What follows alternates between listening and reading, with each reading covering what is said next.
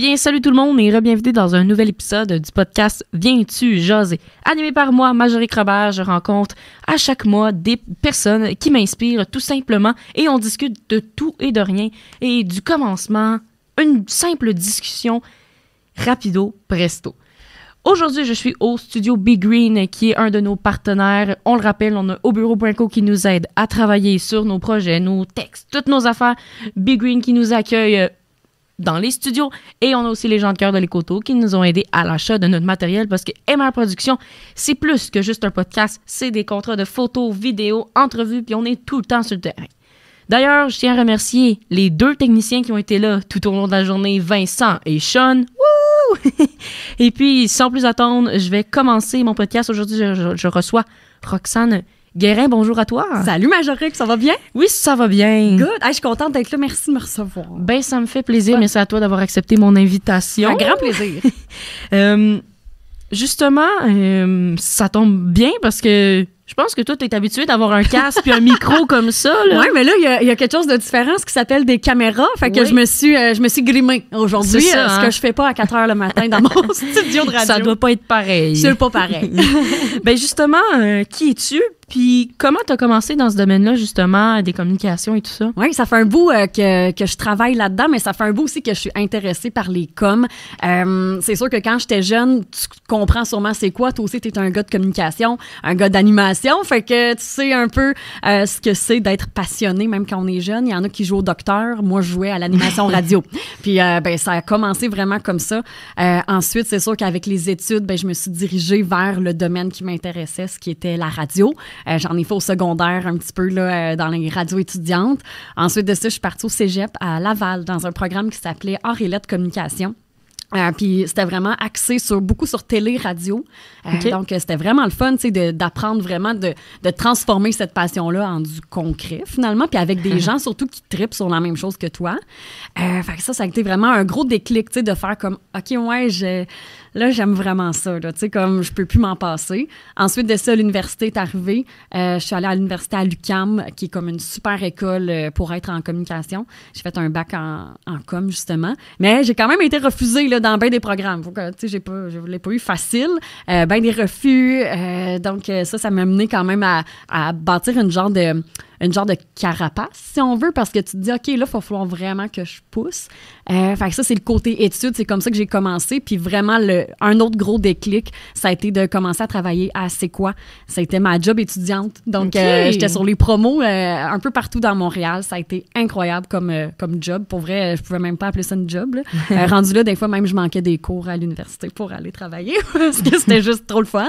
Fait que c'est sûr qu'être vraiment dans ce milieu-là, avec des gens qui connaissent la radio, ben ça a été vraiment inspirant pour moi, puis ça m'a guidée vers la suite, puis la suite a été d'autres contrats radio, beaucoup de bénévolat dans des festivals, dans des événements, puis à un moment donné, le téléphone sonne, puis ça fonctionne. C'est une bonne occasion, c'est oui, ça? Oui, tellement. Donc, de belles premières expériences pour se rendre jusqu'ici. Oui. Puis là, tantôt, tu as dit beaucoup de refus, tout ça. Est-ce que pendant ton parcours, tu as eu certains défis que tu as dû confronter? Oui, c'est sûr que dans ce milieu-là, c'est un milieu génial. Se démarquer, c'est pas ça qui est difficile parce que c'est toi. Tu sais, c'est toi-même qui as le pouvoir de transmettre ta personnalité, transmettre ton talent. Fait que ça, c'est un autre côté. Mais le côté défi, c'est que ça court pas les rues, hein, des jobs en animation radio, précisément. Faut que tu t'exiles un petit peu ailleurs. Puis, on est dans un monde de occupation double. On est dans un monde de télé-réalité rapide, des personnalités, des humoristes qui travaillent en radio.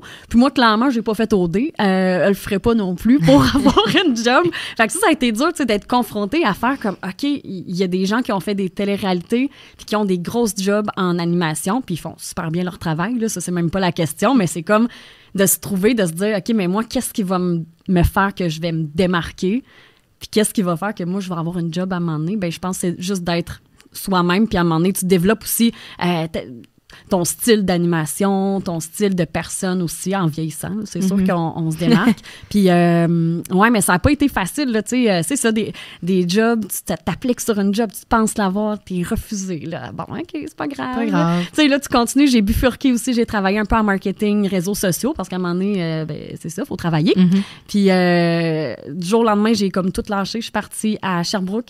J'ai travaillé un peu en promo à Rythme FM, puis de fil en aiguille, moi, je leur ai dit, là, en arrivant, je dis, ben moi, je veux faire de l'animation. Tu sais, oui, de la promo, c'est cool, mais je veux faire de l'animation. Fait que ça m'a mené à des remplacements à Rythme FM. Après ça, j'ai eu des contrats à Quaticook aussi. Mais tu sais, t'es loin, là. Tu sais, t'es loin de ta famille. C'est pas si loin que ça, mais ça mais paraît. quand même. C'est un petit 2 heures de route quand tous tes amis sont dans le coin ici. Ça a été plus difficile d'être toute seule là-bas. Mais après ça, c'est ça, justement, le téléphone qui a sonné pour une opportunité à Valleyfield, à la radio à Valleyfield, un temps plein, ce qui est très rare en radio. Fait que là, ça a été quand même de prendre des décisions. Tu sais, bon, j'avais quand même une job là-bas, une vie là-bas. Est-ce que je m'en retourne dans mon petit coin? Puis finalement, pour vrai, je me suis posé la question, mais la réponse était tellement simple. Là. Puis depuis ce temps-là, ben, j'ai mon show le matin ici, à Valleyfield. Puis c'est ça, j'imagine que dans ce métier-là, on doit souvent faire certains choix qui nous mènent ailleurs, là, des fois. OK, ben je me lance une nouvelle opportunité, là, comme qu'est-ce que tu viens de dire. Tu fais de la promo, mais tu veux l'animer, c'est pas nécessairement... exact. Mais il faut commencer en quelque part. Oui, ben c'est ça. Oui, vraiment. Puis ça emmène aussi d'autres passions, parce que maintenant, mettons, j'adore ça, animer dans des événements, parce que là, j'ai été tellement en arrière dans les événements que je connais un petit peu, tu sais, comment ça fonctionne. Puis, ben ça a transformé un peu ma carrière aussi là-dedans. Là. Fait que je pense que le but, c'est de faire le plus d'expérience possible, peu importe si ça paye ou ça paye pas. Faut comme l'oublier des fois, puis ça amène à bien des projets, mais oui, des sacrifices, il y en a beaucoup à faire, mais ça vaut tellement la peine, mon doux. Puis est-ce que c'est difficile de faire sa place dans ce domaine-là? J'imagine que des fois, tu sais, par exemple, une radio, que ça a tout le temps été la même personne chaque matin qui anime, et que là, du jour au lendemain, ben, la personne est à une autre place, puis là, que c'est un nouvel animateur. Ça doit être difficile, des fois, comme se réapproprier le public, là. Oui, vraiment. Puis la chose positive là-dedans, c'est les réseaux sociaux. Je pense que ça a comme un le gros bout du bâton maintenant, c'est que c'est facile d'aller rejoindre les gens.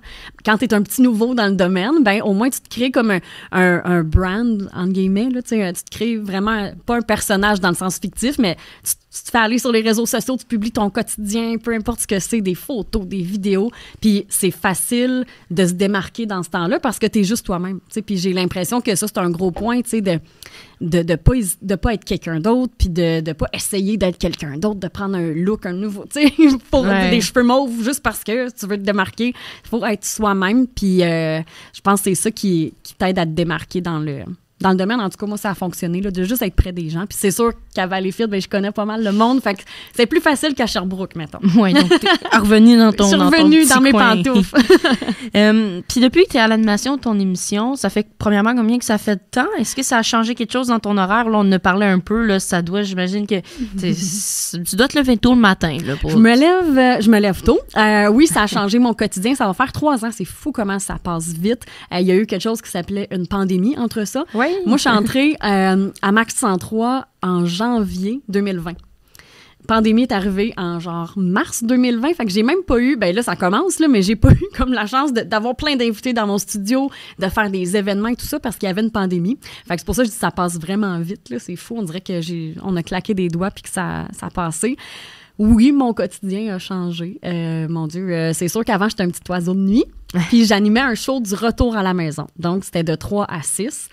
Fait que ma vie a fait un 360, puis ça a été du jour au lendemain parce que je pense que ça a pris comme 2 semaines de redéménager à Valleyfield. Noël est passé, je suis rentrée au mois de janvier à me lever à comme 4h15, 4h30 au lieu de me lever, tu sais, bien peinard à 9h le matin. Grosse matinée, beau non. Petit café avec des petits dessins dedans, non, pas non, le temps. Plus le temps. Pas le temps, petit smoothie rapidos, puis on part. Mais c'est de la discipline. C'est vraiment, c'est juste de la discipline parce que t'as pas le choix. Tu sais, tu te dis, c'est ta job, là, c'est pas n'importe quoi. Ouais. Fait que le soir, ben, t'as pas le choix de refuser le 5 à 7 puis le petit party puis d'aller...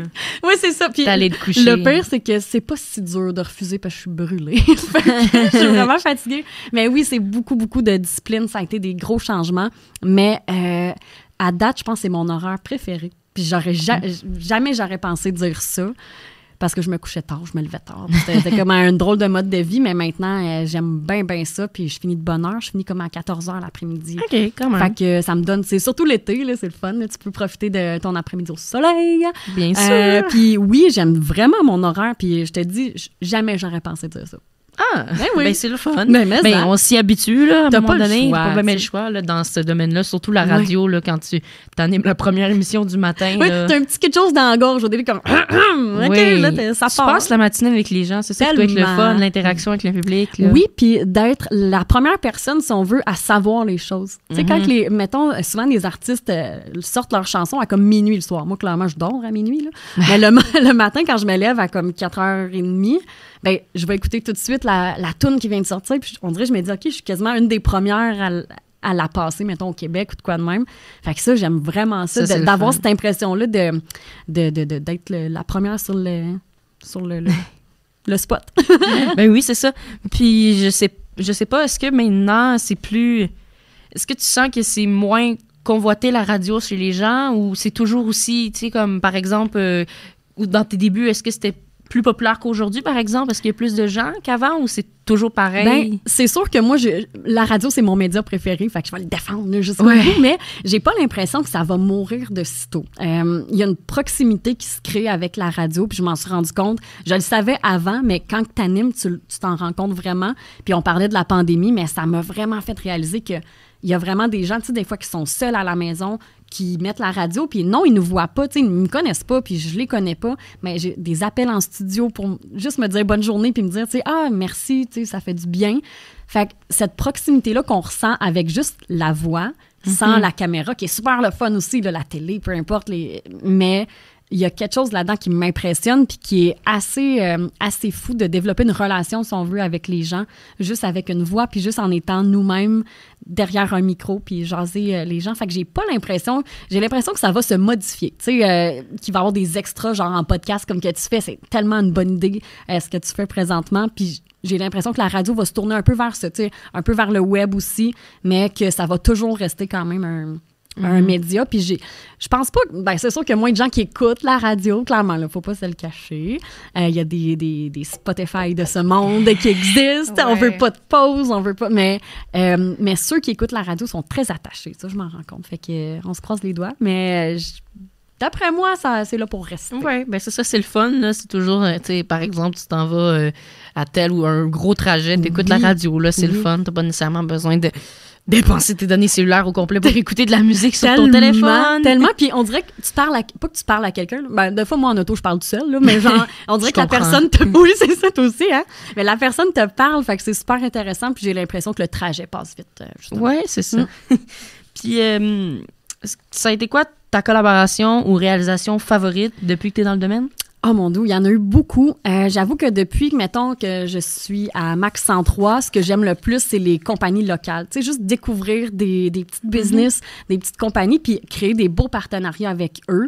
Je pense à différents vignobles de la région. On a fait une super belle collab à un moment donné, puis c'était leur première fois à la radio. Fait que c'était le fun, justement, d'apprendre à les connaître. C'est devenu des amis, des collaborateurs qui deviennent des amis aussi.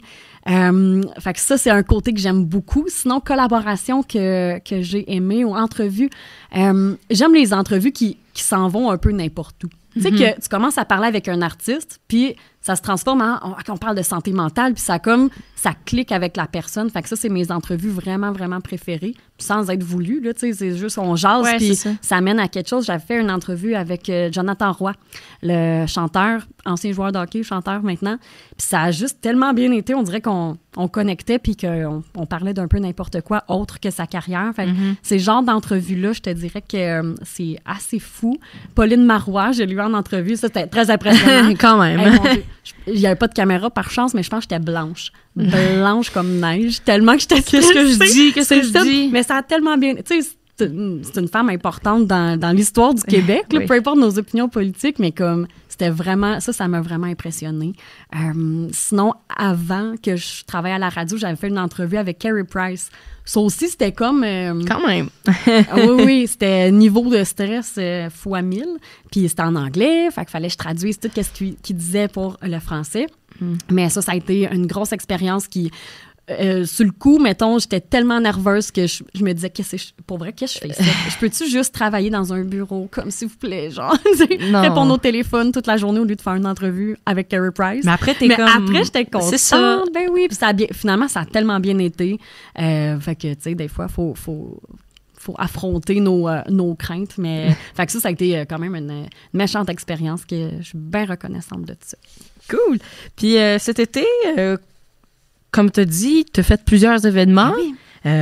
Soirée du côté de notre région. Je suis croisée une couple de fois à l'embouchure, à l'animation. Comment ça s'est passé? Est-ce que c'était des belles expériences? J'ai eu un été assez fou, assez occupé, puis ça a fait du bien parce que ça fait 2 ans qu'on se tourne les pouces à la maison, ceux qui font de l'animation, d'événements, que ça fait du bien de juste revoir des gens. Ça a été le gros point de l'animation. Oui, animer, mais tu sais, c'est mon métier, c'est le fun, tu le sais un peu à quoi t'attendre. Ouais, mais de juste jaser avec les gens après, découvrir des nouveaux endroits. L'embouchure en est un, tu sais, un beau partenariat qui a débuté avec eux. Puis selon moi, ça va se poursuivre, là, peut-être. En tout cas, on dit ça de même pour l'année prochaine. Moi, je dis ça de même. On sait pas. Non, puis ça a été vraiment cool de découvrir des nouveaux endroits aussi. J'ai été au Mardi en musique, aussi avec la Chambre de commerce de Beauharnois-Valleyfield au Saint-Laurent. Donc, c'était à chaque mardi. Des événements extérieurs, on va se le dire, là, c'est tellement le fun. Oui. Fait que ça aussi, j'ai vraiment eu un bel été, puis rencontré plein de monde. J'ai déjà hâte à l'été prochain. Les deux sur le bord de l'eau, en plus. Ben, tellement. On a les plus belles scènes du Québec dans notre région. Oh oui! Vraiment. Puis toi aussi, t'as été à l'embouchure pas mal cet été. Ben oui. T'étais photographe? Oui, très de belles expériences. Voir nos chanteurs favoris très proches, c'est le fun. Ouais, Clean Friends, j'ai un petit faible. Clean Friends, moi aussi. Oh mon Dieu, je m'en suis pas remis. Mais c'était vraiment le fun. T'as aimé ça? De même. Devant lui. C'est fou, hein? T'as aimé ça? C'était super le fun. Mais ça, c'est des belles expériences, justement. Oui. Qui te font découvrir des artistes, mais qui te font découvrir toi pour d'autres gens. Ça s'écrit bien sur un CV. Tellement. Puis justement, comment ça se passe une journée d'un animateur radio? OK. Une journée d'animateur radio, c'est différent chaque jour, là, premièrement, mais tu te lèves de bonne heure. Mettons, le matin, c'est sûr qu'on se lève assez tôt. Bon café. Ensuite de ça, mettons, quand j'arrive à la station, c'est de la recherche. Beaucoup de recherche pour les grands titres là, que j'appelle dans mon émission. Vu que c'est le matin, ben t'as pas le choix de parler de l'actualité, qu'est-ce qui s'est passé dans la nuit, peu importe, les grands titres des différents journaux, Journal de Montréal, La Presse, les journaux locaux. Fait que c'est beaucoup de recherche là, en arrivant direct à la station. Après ça, un peu de programmation. Là, je programme le bulletin de nouvelles, la météo, des trucs comme ça.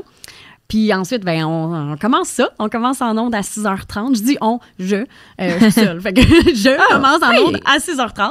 Puis, fait que l'émission de 6h30 jusqu'à 10h. J'ai un collaborateur, un ami que j'adore qui vient avec moi de 8h à 9h à chaque jour du lundi au vendredi. C'est Yannick Michaud, journaliste du Journal Saint-François, qui est super cool. On a bien du fun ensemble. Je le plug de même.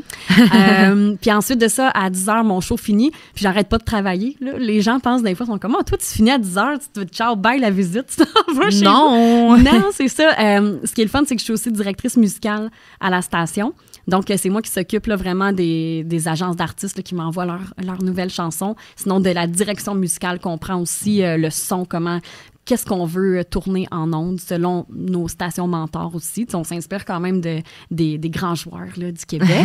Fait que ça prend quand même une bonne partie de ma journée. Beaucoup d'entrevues aussi là, en pré-enregistrement. Comme ça, c'est facile aussi le lendemain ou des artistes qui sont, peu importe, à Montréal, qui peuvent pas se déplacer. Fait que ça aussi, c'est une belle partie de ma journée. Programmation aussi, beaucoup de programmation musicale, programmation des shows du lendemain et des shows de l'après-midi. Puis entre ça, un peu de recherche aussi pour mon show du lendemain. Puis après ça, c'est fini. On retourne à la maison, puis on recommence le lendemain. Puis pour vrai, c'est le fun. Ça fait des belles journées. Puis comme je te dis, c'est tout le temps différent. C'est cool. Ouais. C'est différent, mais ça reste la même base. Oui. Mais après, c'est l'actualité. Puis ça nous permet de découvrir de nouvelles chansons, de nouveaux chanteurs, invités, peu importe, j'en passe. Là. Puis où c'est que tu te vois dans les prochaines années?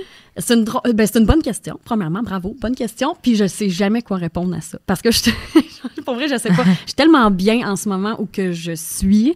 Dans les prochaines années, c'est sûr que je veux d'autres collaborations comme de l'animation d'événements. Je me vois continuer ça. Je travaille aussi avec une belle gang de jeunes à l'école secondaire de la baie Saint-François à Valleyfield avec la radio étudiante. Donc, c'est super le fun aussi. C'est des beaux petits projets on the side que j'aime bien.